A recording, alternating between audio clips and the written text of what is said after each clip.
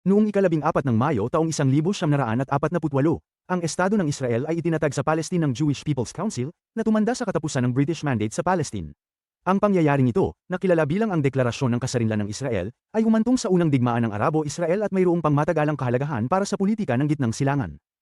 Sa parehong araw noong 1955, ang Warsaw Pact ay nilagdaan, na nagtatatag ng isang mutual na tratado ng depensa sa 8 komunistang estado ng Gitnang at Silangang Europa sa panahon ng malamig na digmaan. Ito ay isang kontrahakbang sa NATO at naglaro ng mahalagang papel sa politikal na tanawin ng yugto ng malamig na digmaan. Sa huli, noong ika-14 ng Mayo taong 1804, ang ekspedisyon ng Lewis at Clark ay nagsimula sa kanilang paglalakbay pakanluran mula sa St. Louis, Missouri. Pinag-utusan nito ni Pangulong Thomas Jefferson, ang eksplorasyong ito ay naglalayong magmapa at mag-aral sa bagong nakuhang teritoryo sa kanluran ng Estados Unidos kasunod ng Louisiana Purchase.